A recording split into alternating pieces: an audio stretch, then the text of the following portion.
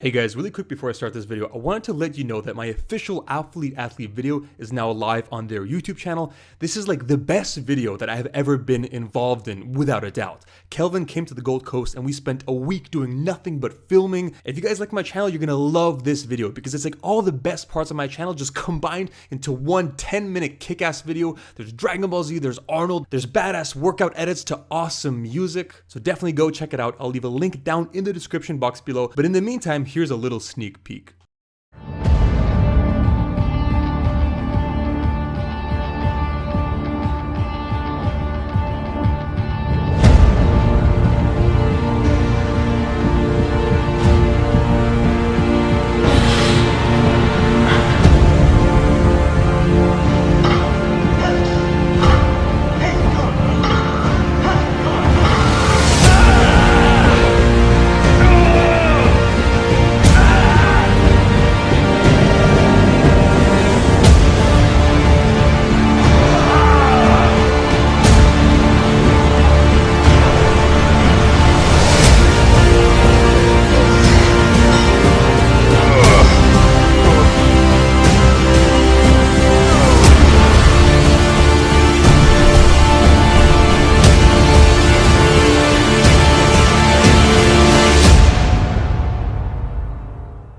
Guys, the 10,000 calorie challenge ruined my physique. What am I gonna do? No, just kidding.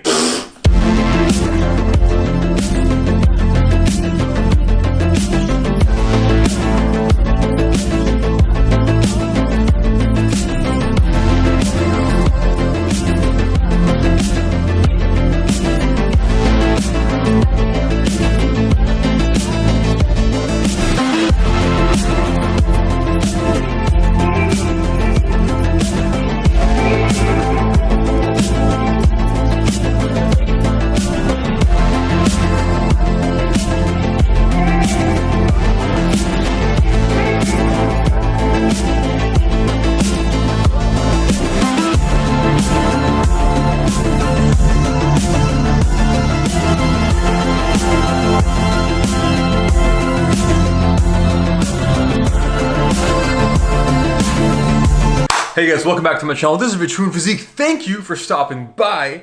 And this video, I have two big things I want to talk about. Actually, no, one big thing, but two reasons as to why I am making this video. So I'm going to throw this probably as some commentary over a recent pull workout I had. It was a fantastic workout. I actually went for my all-time PR on the pull-ups. I didn't get it, but I still got a solid, I think it was 20 reps, which is pretty cool. So, I'll let you guys watch that now. But in the meantime, I want to talk about something very important. So there are two reasons why I'm making this video. And the first one is to address all the comments I got after the 10,000 calorie challenge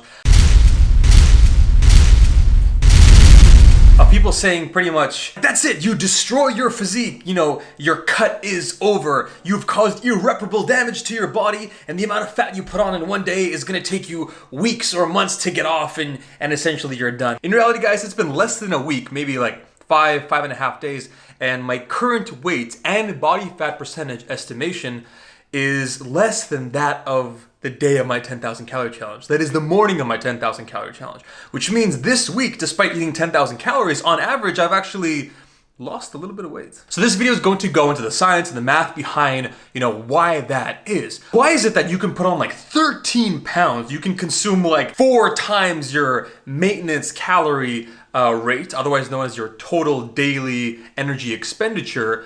How can you eat so much and put on so much weight and yet, it all just goes away after a while? And the second reason why I'm making this video is I want to address all the people out there who have ever messed up on their diets. And let's be honest, it happens to all of us, it happens to the best of us.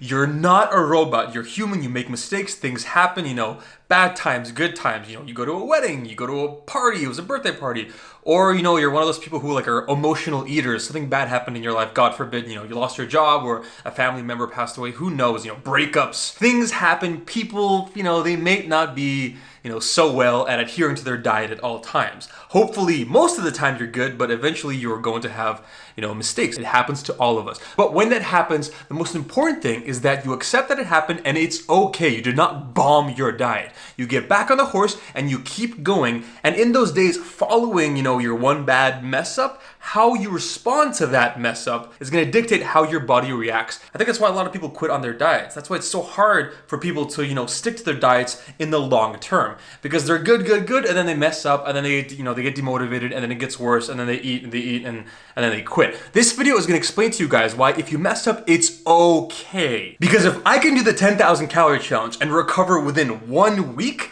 back to where I was in terms of weight, in terms of body fat percentage, and most importantly, from a visual standpoint, in terms of leanness, vascularity, this six pack, the shreds, the good stuff. If I can do that after 10,000 calories, so can you if you have a bad day. So before we get started, I want to say a big thank you to a video which served as an excellent resource for this video. Jeff Nippert here on YouTube, fantastic YouTube channel, definitely one of my top 3, in my personal opinion, my personal favorites. He did the 10,000 calorie challenge, and while he was doing it, he was kind of simultaneously eating, but also explaining the science and the math of how much weight your body actually gains when it goes through this crazy overfeeding period. So I'm going to take that video as a resource and apply it to an individual such as myself with my stats and explain it to you guys, nice and simple in layman's terms, essentially, because some of these concepts and all these numbers and stuff, it can get, sometimes it can get confusing. But if you want a really, really good detailed explanation, definitely check out that video. I'm going to leave a link to it down in the description box below. So the way we're going to approach this is we're going to start off with, just the top of everything, 10,000 calories. And assuming you ate 10,000 calories, you're going to put on a crap ton of weight. In fact, there is a magical number. It's 3,500 calories. So it is assumed that if you overeat by 3,500 calories, your body's going to put on 1 pound of body weight or body fat. That's actually one of the reasons why people say when you're starting a diet and you need a calorie deficit, how much are you going to cut your calories under your maintenance level, your total daily energy expenditure, or TDEE? How much do you go? Lots of times the standard is 500. You take what you normally maintain on, subtract 500, and that is your new target calories.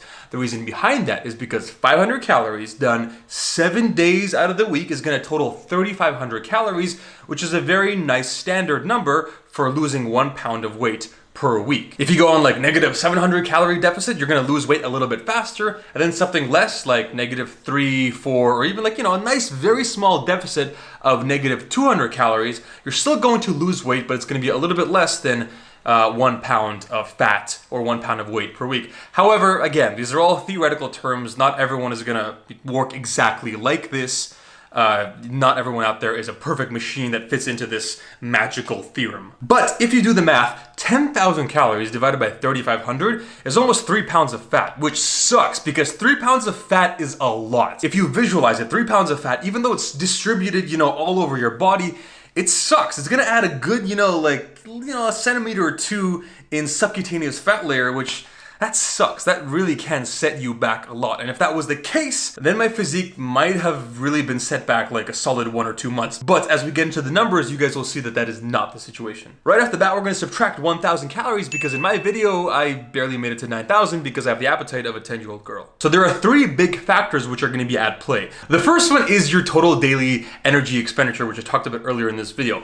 Essentially, your body, it's going to use calories, which essentially is just the biological human body term for energy. The two are essentially interchangeable. Your body's going to use energy or use calories for a lot of basic daily functions. The most important one, and probably the biggest one of which, is just to sustain your life, your brain thinking, your kidneys functioning, your lungs breathing, your blood pumping, your heart pumping. All of these things in your body, no matter how big or small, they're going to use energy. If something is moved or something is there's some kind of force or any kind of work is being done, you need energy, and that comes in the form of calories. In addition, your body does a lot of basic stuff that you may not even really think about. We're not talking cardio and exercise and sports and actually burning calories on purpose for the purpose of exercise. We're talking going to work, writing, taking the stairs, or walking around, or talking, or all these random little things that your body does for your life. Unless you're pretty much a vegetable, your body's going to expend calories doing some of these basic monotonous life activities. For a guy my size, through trial and error and through calculations, I've been able to figure out that my body maintains on around 2,800 calories. That means that my body on an average typical day, if I eat 2,800 calories, I'm not going to gain weight and I'm not going to lose weight. I'm going to stay the exact same because my body just normally will expend around 2,800 calories. Now on top of that, if you guys remember in my 10K challenge, I went swimming, I worked out, I did some cardio. So let's just call it an even 3,000 because we're gonna add in around 300 calories for additional exercise energy expenditure. Those 3,000 calories can be subtracted from 9,000 because it is not going to be a form of energy which we store in the human body. It's being burnt up for all of our daily, functions, our daily activities, so it should not be taken into account when it comes to weight gain because essentially it's burnt up anyway. Second topic or term which you guys have to understand. This one might be a little bit complicated, but I'm gonna try to glaze over it as fast and simple as I can. There is something called the thermic effect of food. And what this essentially means is that your body, it's not gonna take all this food in and just break it down into its fundamental pieces. Protein down into amino acids, carbohydrates down into glucose, and fat down into free fatty acids. It's not just gonna enter your stomach and just break apart and go towards all the different parts of your body without at least some energy being put in. A good way of thinking of this is like a fire. Let's say you got a big fire and you're burning a lot of wood. In this case, wood would be food because you have to burn up that food. If you want to start a fire, you're going to have to give up a little bit of energy by lighting a match in order to get a lot of energy back. It's not just like I put in nothing and I get a lot. No, you got to give up a little bit, a little bit of an investment in order to get a lot of energy back. So in this case, the thermic effect of food refers to the calories that your body needs to expend, the energy that it needs to use in order to break down the different macronutrients, protein, carbs, and fat that your body is getting. Now, this is not the same for all macronutrients. It's kind of hard to exactly pinpoint what it is because there are ranges, but a nice good conservative estimate, in my opinion, for the purpose of this video, is we will say 25% of the energy coming in from protein is used to just break down that protein. It's about 10% for carbs and 10% for fat. This is actually one of the reasons why protein is such an excellent macronutrient and an excellent reason why people use high protein diets, because in addition to protein really helping with sparing your body from muscle loss, when you're cutting, you're doing a lot of cardio, you're eating low carbohydrates, low calorie, there's a slightly higher propensity for your body to burn up muscle mass and burn up protein for energy, so we need to increase the protein. In addition, next to that is also your body's actually gonna have to expend more calories and burn more calories by metabolizing protein as opposed to carbs and fat. So essentially, you can eat the same amount of calories in terms of carbs, the same amount of calories in terms of protein, but the net intake of calories is going to be a little bit less for protein because you have to put in more energy just to break that protein down. So it's like you're doing exercise and burning calories without even doing anything, just by eating food, as long as that food is a little bit higher in protein. So I'm not gonna go too much into it, but I'm gonna throw a big ass formula on the screen right now. And essentially all this is a weighted average applying those percentages, the thermic effect of food percentages, which I just mentioned a minute ago, and we're gonna apply that to my macronutrient ratios on the 10,000 calorie challenge day. I did around 11% protein, I think it was around 56% carbohydrates and 33% fat. So we're just gonna apply, 25% for the thermic effect of food when it comes to protein, times the 11% of calories that I consumed from protein. We're just gonna apply that for protein, carbs, and fat. And after you do all the calculations and crazy stuff, it comes out to 12%. Out of the 6,000 calories that we have remaining, 12% of those calories were used just to break up the calories in the food themselves. So what we can do is we can take 6,000 and multiply it by 88%, otherwise known as 100 minus 12. So we're left with 5,280 calories. This is the remaining amount of calories that could potentially being the key word, be turned into fat. And finally, the third and final terminology which I want to mention in this video is called NEAT. So I've talked about this in previous videos in the past, but essentially NEAT is non-exercise activity thermogenesis, which is essentially whatever your body does which isn't considered physical activities such as sports or working out or cardio, but it's going to burn energy. Now this could be some stuff like, let's say you're at work and you gotta print something and you gotta walk to the copier and you gotta take 10 steps over there.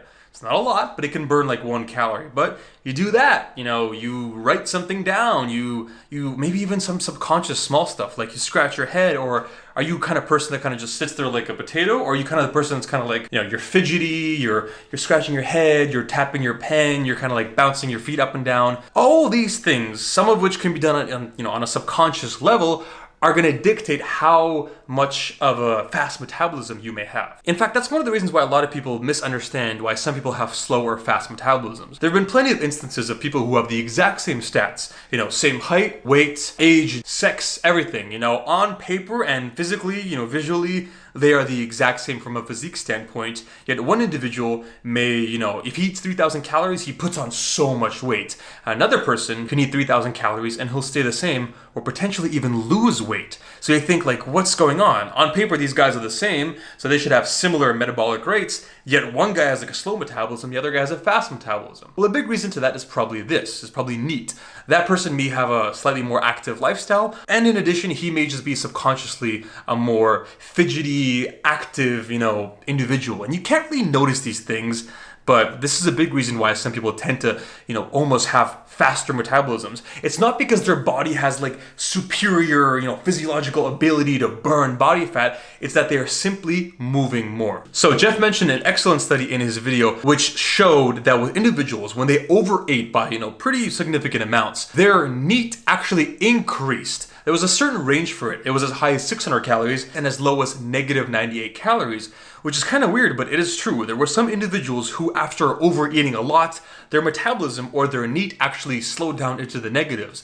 It's kind of crazy, but it is possible. So we're gonna go with a nice, healthy, conservative estimate for the purposes of my video, and let's just say 200 calories. Now the exact number was 200 calories per each 1,000 calories consumed in addition to your maintenance level. So remember guys, my TDEE or my maintenance calories was around 3,000, meaning I overate by about 6,000. Now if we divide that by 1,000, we are left with 6. Multiply 6 by the number we just discussed, 200, and you get 1,200 calories. That means that even, you know, on a subconscious level, my body most likely moved around and expended 1,200 calories worth of additional energy on that day due to my crazy influx of food and carbohydrates and fats and proteins and all this good stuff. So we're gonna have to subtract that from 5,280 calories. So when you take this number, 1,200, and you subtract it from what we have left so far, we are left with 4,080 calories, and this is the final number, which is interesting, guys, because we started off with something so high, like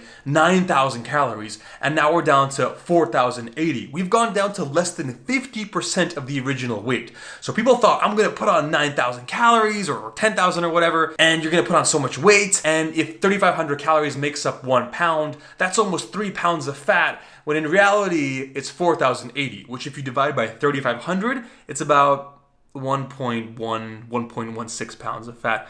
And you know what? It's still a decent amount of fat, and it is definitely losable, which is essentially what I did this week. I was able to get back on my diet, and I was essentially able to get back to normal, back to where I was prior to the 10,000 calorie challenge after losing that, you know, at most 1 pound of fat. And again, throughout this video, I've taken very, very conservative numbers. In reality, if I took a more lenient approach in terms of the ranges and the values that I picked, it'd probably be closer to something like 0.6, maybe 0.7 pounds of fat. So that's it. So all the people out there thinking like, you destroyed your physique and you put on 14 pounds and oh my God. At the end of the day, it was around, at most, 1 pound, if not some kind of little decimal of that. And it took me a solid 5, maybe 5.5 days to lose it. And yeah, so that's it. Now we're back to normal. It was fun, but Ascension continues. Hadouken!